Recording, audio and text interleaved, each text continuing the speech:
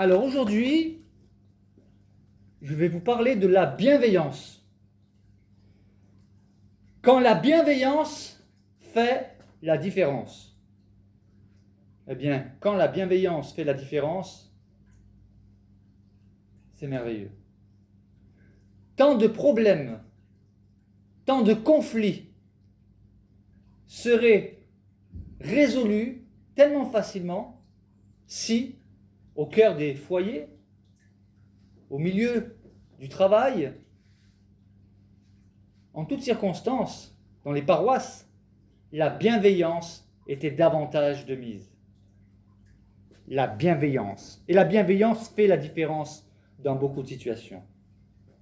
Mais la bienveillance, c'est quoi exactement? Il y a deux sens qui se rejoignent pour définir la bienveillance. C'est vouloir le bien de l'autre et veiller au bien de l'autre. Être bienveillant, c'est avoir des dispositions favorables à l'égard de l'autre. C'est une motivation à respecter autrui et à agir pour son bien. Une des définitions nous dit « La bienveillance consiste à porter sur autrui un regard aimant, compréhensif, sans jugement, en souhaitant qu'il se sente bien et en veillant à ce qu'il se sente bien. » Voilà ce qu'est la bienveillance. Nous avons besoin de sonder nos motivations, de sonder notre propre cœur, de nous examiner nous-mêmes pour constater si oui ou non nous sommes animés de bienveillance. Et force est de constater que ce n'est pas toujours le cas, moi y compris. Nous ne sommes pas toujours naturellement bienveillants.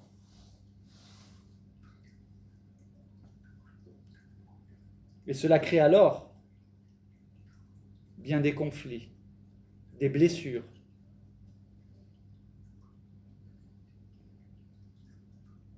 Je vais vous lire un premier texte. Dans le livre des Actes, chapitre 27, les versets 1 à 3. Le contexte. Paul était prisonnier. Il aurait pu être jugé rapidement s'il n'avait pas fait appel à César. Donc il va être envoyé en Italie pour comparaître devant César. Voilà le projet, le contexte. Nous lisons ceci. Lorsqu'il fut décidé que nous embarquerions pour l'Italie, on remit Paul et quelques autres prisonniers à un centenier de la cohorte Auguste. La cohorte Auguste, c'est ce qu'on pourrait appeler le bataillon de César, le bataillon particulier. On remit donc Paul et quelques autres prisonniers à un centenier, donc un responsable un officier militaire de la cohorte Auguste, qui s'appelait Julius. Nous montâmes sur un navire qui devait côtoyer l'Asie et nous partîmes, ayant avec nous Aristarque, un Macédonien de Thessalonique. Et le jour suivant, nous abordâmes à Sidon. Et, écoutez bien, Julius, qui traitait Paul avec bienveillance, lui permit d'aller chez ses amis et de recevoir leurs soins. Paul était prisonnier. Julius, un responsable militaire, veillait sur Paul. Mais il avait des dispositions bienveillantes envers Paul. Pour quelle raison? Le texte ne nous le dit pas. Mais force est de constater que Paul était un prisonnier. Et ce Romain, cet officier romain, ce responsable militaire, avait des prédispositions, ou des dispositions, oui, bienveillantes à l'égard de Paul. Et cette bienveillance, ce n'était pas une bienveillance qui se manifestait uniquement en parole. Le texte nous dit, il permit à Paul d'aller chez ses amis et de recevoir leurs soins. Voilà un prisonnier bien traité. Et voici une œuvre parmi tant d'autres de la bienveillance. Lorsqu'on est bienveillant, on ne voit pas le mal chez les gens. On ne leur souhaite pas le mal. Quand bien même, ils sont dans une situation, comme Paul, situation de prisonnier. En tant qu'officier romain, responsable de ce prisonnier, il n'était pas obligé d'être bienveillant envers lui, c'est un prisonnier. Mais non, le texte nous dit qu'il était bienveillant envers lui. Et d'ailleurs, le terme original dans le texte, qui a été traduit par bienveillance, c'est le terme qui a donné le mot philanthropie. Un philanthrope. Un philanthrope, c'est quelqu'un qui est animé d'un amour désintéressé de l'humanité, qui a envie d'aider, gratuitement, sans rien en retour. Juste par amour de l'humanité. Vous avez beaucoup de philanthropes qui sont des mécènes, des donateurs. Bill Gates, par exemple, est très riche, mais il est aussi philanthrope. Un exemple parmi tant d'autres. Mais on n'est pas obligé d'être riche pour être philanthrope. On peut donner de son temps. On peut donner une oreille attentive aux problèmes de l'autre pour manifester cette bienveillance, pour manifester cet amour désintéressé de l'humanité, des humains. Les hommes et les femmes qui font quelque chose de bien pour les autres et de manière désintéressée sont considérés comme des philanthropes, donc des personnes bienveillantes. En revanche, si nous accomplissons une bonne action dans le but d'être vus, dans le but d'être remerciés, d'être loués, ce n'est plus alors de la bienveillance. Il s'agit là d'actes, d'actions intéressées. Et malheureusement, vous avez des personnes comme ça, qui font des choses pour être vues. Comme les pharisiens qui, lorsque ils voulaient donner de l'argent aux pauvres, ils faisaient du bruit avec la bourse pour qu'on les regarde, qu'on voit qu'ils sont généreux, qu'ils vont donner de l'argent pour les pauvres. Ça, ce n'est pas de la bienveillance. C'est malhonnête. C'est hypocrite. Vous avez des personnes qui vont faire des bonnes actions, mais pour qu'on parle d'elles dans le journal. Et malheur à vous si jamais vous ne les citez pas. Ouais. Les motivations sont impures. Elles aiment recevoir des honneurs. Elles font des bonnes actions, mais pour recevoir des honneurs. Pour qu'on dise d'elles qu'elles sont des personnes bienveillantes. Mais ce n'est pas le cas. La vraie bienveillance, elle est sincère, authentique, sans hypocrisie. Je propose que nous reprenions le texte qui nous parle de ce que va vivre l'apôtre Paul, mais pas seulement lui, tout un équipage. C'est l'histoire d'une tempête, d'un naufrage. Et dans cette histoire, nous allons voir plusieurs formes de bienveillance. La bienveillance de ce centenier, la bienveillance de peuples barbares qui parlaient une langue inintelligible pour les Romains, une langue étrangère, et qui avaient des coutumes un peu grossières. Nous allons voir qu'ils sont capables de bienveillance, qu'ils manifestent de la bienveillance. Nous allons voir la bienveillance de Dieu et la bienveillance d'un citoyen lambda. Et dans des circonstances qui ne facilitent pas forcément, qui ne favorisent pas forcément des dispositions à la bienveillance, en situation de stress, de catastrophe, où chacun peut penser à sauver sa propre vie. Je reprends donc le texte dans Actes chapitre 27, à partir du verset 1. Je reprends. Lorsqu'il fut décidé que nous nous embarquerions pour l'Italie, on remit Paul et quelques autres prisonniers à un centenier de la cohorte Auguste, nommé Julius. Nous montâmes sur un navire d'Adramite qui devait côtoyer l'Asie, et nous partîmes ayant avec nous Aristarque, un Macédonien de Thessalonique. Le jour suivant, nous abordâmes à Sidon, et Julius, qui traitait Paul avec bienveillance, lui permet d'aller chez ses amis et de recevoir leurs soins. Ça, c'est ce que j'ai lu précédemment. On continue. Partis de là, nous longeâmes l'île de Chypre, parce que les vents étaient contraires. Après avoir traversé la mer qui baigne la Cilicie et la Pamphylie, nous arrivâmes à Myra, en Lycie. Donc pour la géographie, ne soyez pas étonnés si vous êtes un peu perdus. C'est pas évident de se repérer dans cette géographie-là. Mais continuons le texte. Et là, le centenier, ayant trouvé un navire d'Alexandrie qui partait pour l'Italie, il nous y fit monter. On revoit Julius, qui a trouvé un navire qui part pour l'Italie. Donc il nous y fit monter. Pendant plusieurs jours, nous naviguâmes lentement, et ce ne fut pas sans difficulté que nous atteignîmes la hauteur de Cnide, où le vent ne nous permit pas d'aborder. Nous passâmes au-dessous de l'île de Crète, du côté de Salmone. Nous la côtoyâmes avec peine et nous arrivâmes à un lieu nommé Beauport, près duquel était la ville de Lazée. Un temps assez long s'était écoulé et, écoutez bien, la navigation devenait dangereuse. C'est pourquoi Paul avertit les autres en disant « Ô homme, je vois que la navigation ne se fera pas sans péril et sans beaucoup de dommages, non seulement pour la cargaison et pour le navire, mais encore pour nos personnes. » Écoutez bien. Le centenier écouta le pilote et le patron du navire plutôt que les paroles de Paul. Paul était un homme de Dieu, un homme choisi par Dieu. Et Dieu parlait par Paul. Le Seigneur se révélait à Paul. Il lui annonçait même des faits qui devaient arriver. Et ils ne l'ont pas écouté. Et le centenier, qui pourtant est bienveillant, il n'a pas pris Paul au sérieux. Et comme le port n'était pas bon pour hiverner, la plupart furent d'avis de le quitter pour tâcher d'atteindre Phénix, port de Crète, qui regarde le sud-ouest et le nord-ouest afin d'y passer l'hiver. Un léger vent du sud vint à souffler, et, se croyant maîtres de leur dessein, c'est-à-dire de leur plan, ils levèrent l'ancre et côtoyèrent de près l'île de Crète. Mais bientôt, un vent impétueux, qu'on appelle Eurachylon, se déchaîna sur l'île.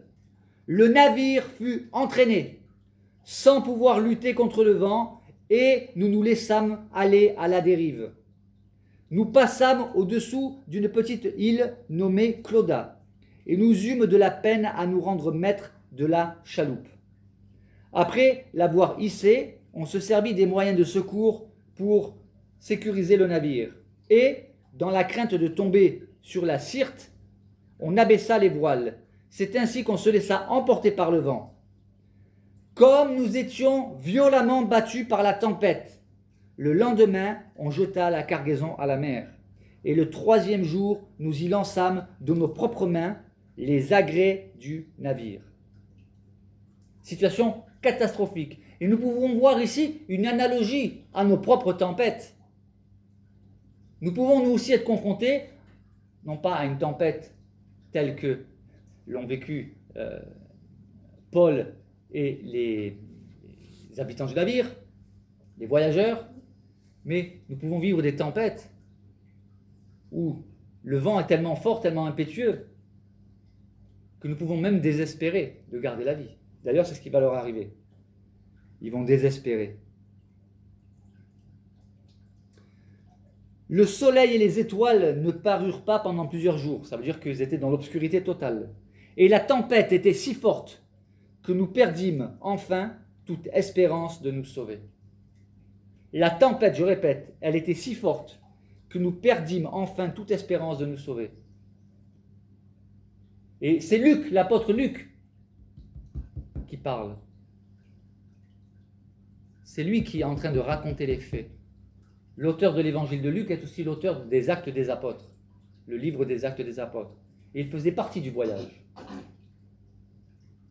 Et il dit, nous avions perdu espérance de nous sauver.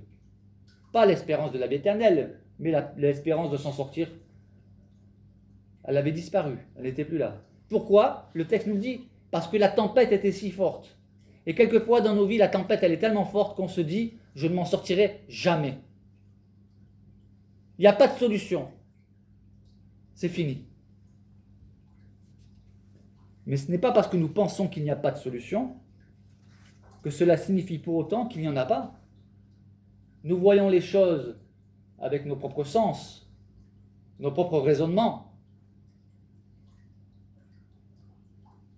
Mais cela ne signifie pas que c'est la fin. Dieu peut nous surprendre. Inversement, quelquefois tout va bien. On dit, je suis tranquille jusqu'à la fin de mes jours, et voici qu'un malheur nous frappe soudainement.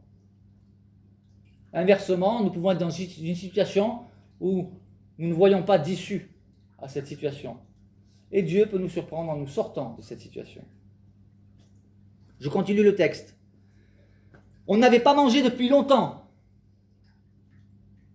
Alors, Paul, se tenant au milieu d'eux, leur dit, « Ô homme, il fallait m'écouter et ne pas partir de Crète afin d'éviter ce péril et ce dommage. Maintenant, je vous exhorte, écoutez bien, je vous exhorte à prendre courage. À présent, nous allons voir la bienveillance de Paul, qui lui voulait le bien de ces gens. Mais à travers lui, nous voyons aussi la bienveillance de Dieu. Il dit, écoutez bien, je vous exhorte à prendre courage, et il va leur annoncer une bonne nouvelle. Au milieu de cette épreuve troublante, tragique, voici ce qu'il leur annonce. Je vous exhorte à prendre courage, car aucun de vous ne périra. Ils étaient 276 personnes sur ce bateau. Il dit, aucun de vous ne périra, et il n'y aura de perte que celle du navire. Un ange du Dieu à qui j'appartiens et que je sers m'est apparu cette nuit. Et il m'a dit, Paul, ne crains point, il faut que tu comparaisses devant César. Et voici, Dieu t'a donné tout ce qui navigue avec toi. C'est pourquoi, ô hommes, rassurez-vous, car j'ai cette confiance en Dieu qu'il en sera comme il m'a été dit. Là, nous voyons la bienveillance de Dieu, qu'il manifeste au travers de son serviteur. Paul, qui autrefois était un persécuteur des chrétiens, il faut le savoir. Paul n'a pas toujours été l'apôtre Paul, autrefois il s'appelait Saul de Tarse. Et c'était un farouche opposant à la foi chrétienne. Il persécutait, il pourchassait les chrétiens, jusqu'à ce qu'un jour le Seigneur Jésus en personne se révèle à lui. Et il en a fait ce géantissime serviteur de Dieu qu'a été l'apôtre Paul. Et là, il leur dit, vous ne périrez pas, aucun de vous. Et il explique pourquoi un ange de Dieu lui est apparu. Ce n'est pas tous les jours qu'un ange de Dieu apparaît à quelqu'un, n'est-ce pas?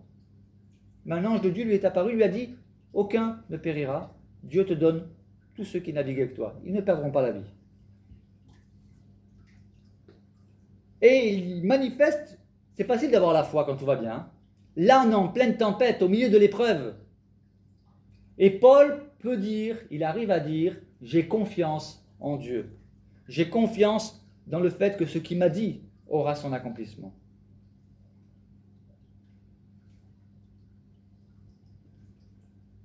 Et il continue en disant, mais nous devons échouer sur une île. C'est Paul qui le dit, nous devons échouer sur une île, il le faut. Et la 14e nuit, tandis que nous étions ballottés sur l'Adriatique, les matelots, vers le milieu de la nuit, soupçonnèrent qu'on approchait de quelque terre.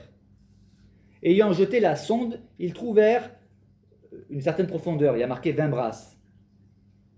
Dans la crainte de heurter contre des écueils, ils jetèrent 4 ancres du bateau et attendirent le jour avec impatience. Donc ça veut dire qu'il faisait nuit. Mais comme les matelots cherchaient à s'échapper du navire, vous avez toujours des personnes qui n'écoutent pas les serviteurs de Dieu. Il y a des matelots qui cherchaient à s'échapper du navire. Et ils mettaient la chaloupe à la mer sous prétexte de jeter les ancres de la proue. Paul dit aux centeniers et aux soldats, « Si ces hommes ne restent pas dans le navire, vous ne pouvez être sauvés. » Alors les soldats coupèrent les cordes de la chaloupe et la laissèrent tomber. Avant que le jour paraisse, Paul exhorta tout le monde à prendre de la nourriture et en leur disant, « C'est aujourd'hui le 14e jour que vous êtes dans l'attente. » Donc ça durait. Ce n'est pas une épreuve qui a duré 2 jours ou 3 jours, 14 jours. Que vous êtes dans l'attente et que vous persistez à vous abstenir de manger. Je vous invite donc à prendre de la nourriture, car cela est nécessaire pour votre salut, et aucun de vos cheveux ne se perdra. Quel sang-froid de Paul! Et on voit encore cette bienveillance. Prenez de la nourriture. Il les exhorte et les encourage. Vous ne mourrez pas. Aucun de vos cheveux ne se perdra. Dans les moments d'épreuve, est-ce que nous pensons aux autres? Paul aurait pu penser qu'à lui, qu'à sa propre vie. J'espère que je vais m'en sortir. J'espère que toujours je. Les regards centrés sur soi, tout le temps. C'est humain. Il m'arrive aussi d'être ainsi. Mais le texte nous interpelle. Paul, en plein milieu de la tempête, ne pense pas à lui. Il est prisonnier, je le rappelle. Il pourrait se dire, voici un bon moyen de m'échapper. Mais non, Paul devait comparaître devant César. C'est lui qui avait demandé à cela. Mais il pense au bien-être des prisonniers. Il me reste encore un peu de temps. Il pense au bien-être de ceux qui sont avec lui, qui sont en danger de mort. Il pense à eux, il les exhorte à manger, il pense à leur santé.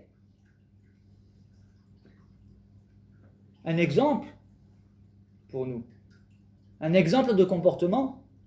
Sommes-nous de ceux qui ne pensons toujours qu'à nous?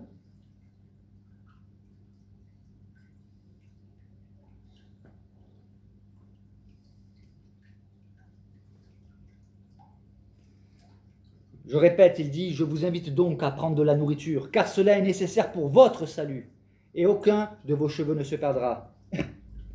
Ayant ainsi parlé, il prit du pain, et, après avoir rendu grâce à Dieu devant tous, il le rompit et se mit à manger. Au milieu de l'épreuve, de la tempête, c'est le moment du repas, il ne se jette pas comme un goinfre sur la nourriture. Dieu a sa place dans cette épreuve. Il remercie Dieu pour les aliments. Au milieu de l'épreuve.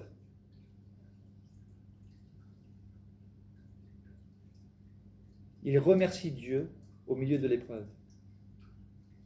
Parce qu'il n'a pas les regards sur ce que Dieu ne fait pas. Il a à l'esprit ce que Dieu est, qui Dieu est. Et il est celui qui maîtrise toutes les circonstances de nos vies. Il n'est pas pris au dépourvu par tout ce qui se passe dans le monde, même les choses les plus horribles. Il est au courant. Quelquefois, nous voudrions donner des conseils à Dieu. Et Dieu nous dit, homme, reste humain. Pour les femmes, pareil. Hein. Humain, restez humain. Laissez-moi être Dieu. Parce que nous n'avons pas tous les éléments que Dieu possède. Nous ne voyons pas la finalité de toutes choses comme Dieu les voit. Et suite à cela, suite à ce que Paul a fait, il est un témoin vivant. Paul va témoigner, va contaminer les autres, pas par du défaitisme, pas par du découragement, pas par des calomnies, pas par des propos méchants, mais par des paroles encourageantes et par un comportement irréprochable, encourageant, dynamisant. Et le texte nous dit, et tous reprirent courage, et ils mangèrent aussi. Nous étions dans le navire 276 personnes en tout. Quand ils eurent mangé suffisamment, ils allégèrent le navire en jetant le blé à la mer. Il ne servirait plus à rien maintenant, le blé. Ils ne peuvent pas le sauver. Et lorsque le jour fut venu, ils ne reconnurent point la terre. Mais, ayant aperçu un golfe avec une plage, ça n'a rien à voir avec le golfe, ils résolurent d'y pousser le navire, s'ils le pouvaient.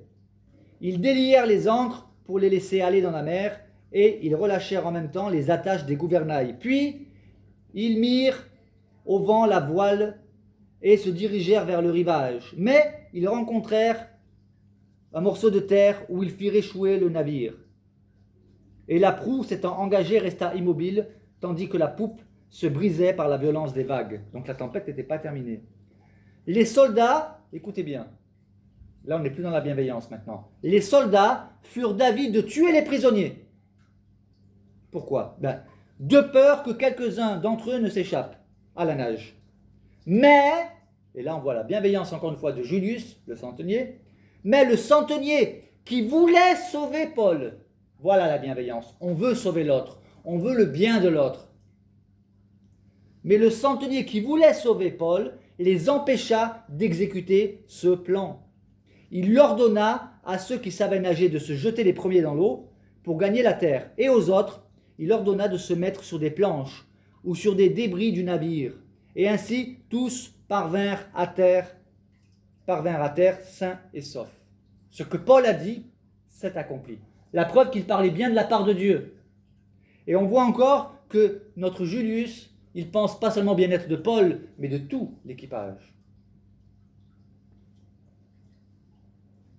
Une fois hors de danger, nous reconnûmes que l'île s'appelait Malte. Et les barbares, les habitants de ce lieu, écoutez bien, nous témoignèrent une bienveillance peu commune. Voyez-vous, ce que nous dit le texte là, est la démonstration que la bienveillance n'est pas l'apanage, n'est pas la propriété des croyants. Vous avez des personnes qui sont incroyantes, qui sont capables, souvent, de bien plus de bienveillance que les croyants, toutes religions confondues. Non, je dois le dire à notre honte, nous les croyants, nous n'avons pas le monopole de la bienveillance. Hélas, car nous devrions être des exemples en matière de bienveillance. Si nous affirmons que nous sommes chrétiens, que nous sommes croyants, que nous croyons au Dieu Tout-Puissant, nous devrions manifester une bienveillance peu commune, à l'exemple de ces barbares de l'île de Malte. Donc les barbares nous témoignèrent une bienveillance peu commune. Ils nous recueillirent tous auprès d'un grand feu qu'ils avaient allumé, parce que la pluie tombait et qu'il faisait très froid. Paul ayant ramassé un tas... Alors là, il va y avoir un événement qui nous interpelle. Paul, ayant ramassé un tas de broussailles, pour alimenter le feu, et l'ayant mis au feu, une vipère sortit par l'effet de la chaleur et s'attacha à la main de Paul. Et quand les barbares virent l'animal suspendu à la main, ils se dirent les uns aux autres, assurément, cet homme est un meurtrier, puisque la justice, c'est-à-dire ils croyaient qu'il y a une justice, ils ne croyaient pas forcément en Dieu comme Paul y croyait, mais ils croyaient qu'il y avait une justice. Mais puisque la justice n'a pas voulu le laisser vivre, après qu'il a été sauvé de la mer, eh bien, ils en déduisaient qu'il allait mourir. Mais Paul secoua l'animal dans le feu, il ne ressentit aucun mal. Ces gens s'attendaient à voir Paul enfler ou tomber mort subitement, mais après avoir longtemps attendu, voyant qu'il ne lui arrivait aucun mal, ils changèrent d'avis et ils dirent que c'était un dieu. Ils passent d'un extrême à un autre. Vous avez des personnes comme ça qui passent d'un extrême à un autre. Vous avez des personnes qui sont bienveillantes, mais qui ne sont pas parfaites et qui peuvent se tromper, comme nous pouvons nous tromper aussi. D'abord, elles pensent qu'il va mourir et que forcément, s'il lui arrive ça. Et vous avez des gens comme ça et que vous arrivez un malheur, c'est que vous l'avez mérité. Vous avez fait quelque chose de mal. Encore 3 minutes. Et ils vous jugent. Ah, s'il lui arrive ça, c'est qu'il l'a mérité. Il a dû faire quelque chose de mal. Ou elle a dû faire quelque chose de mal. Sinon, il ne lui arriverait pas ce malheur. C'est ce que pensaient aussi les amis de Job. Vous savez, cet homme qui a été éprouvé d'une manière tout à fait difficilement supportable pour le commun des mortels. Ses amis ont essayé de le convaincre que s'il lui arrivait tout cela, c'est forcément parce qu'il avait fait le mal. Mais, en l'ayant observé, quand ils ont vu que Paul finalement n'est pas mort, ils ont changé d'avis. Ils ont dit, ah mais en fait c'est un dieu. Parce qu'il semblerait que cette variété de serpents-là, lorsqu'elle vous mordait, bien, vous deviez normalement mourir.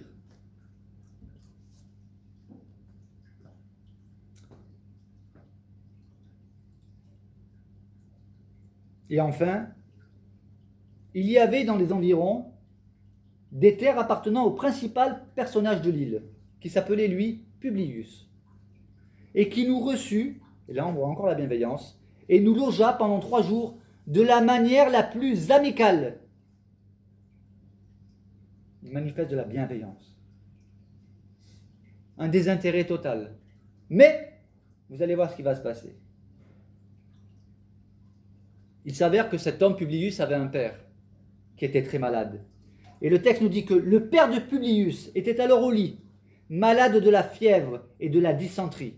Paul, s'étant rendu vers lui, pria, lui imposa les mains et il le guérit. Lorsqu'on fait œuvre de bienveillance, de manière désintéressée, un jour ou l'autre, nous pouvons être surpris de recevoir en retour aussi de la bienveillance. Et cette bienveillance-là que Paul manifeste, c'est une bienveillance qui vient de Dieu, parce que Dieu est bienveillant, Dieu nous veut du bien. Et le beau-père, le père de Publius a été guéri. Mais ça ne s'arrête pas là. Là-dessus, sur ces entrefaites, sur ces événements, vinrent les autres malades de l'île, et ils furent guéris. On nous rendit de grands honneurs, et à notre départ, on nous fournit les choses dont nous avions besoin. Il y a énormément d'exemples d'épisodes, d'histoires qui nous parlent de bienveillance dans la Bible. Je pourrais parler de la bienveillance de Jésus aussi, qui n'a cessé d'être bienveillant.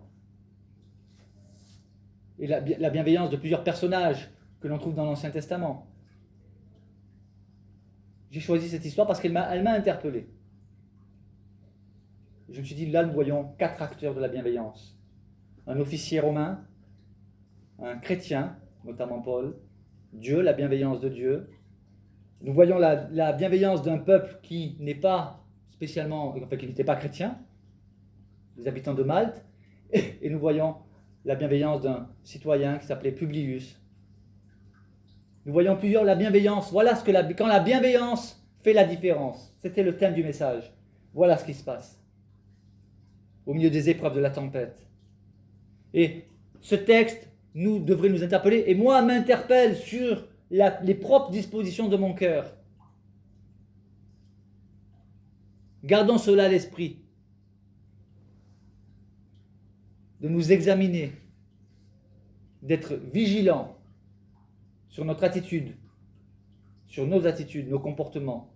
Bienveillance ou non? Il y a la bienveillance, il existe aussi l'indifférence, mais pire, il y a la malveillance. Vous avez des personnes qui sont malveillantes, tout le temps à juger, critiquer, jamais contentes, toujours à râler, à mentir, à accuser, calomnier, à se plaindre, à souhaiter le mal. Vous avez des personnes qui, elles, ne sont pas bienveillantes, pas malveillantes, elles sont indifférentes.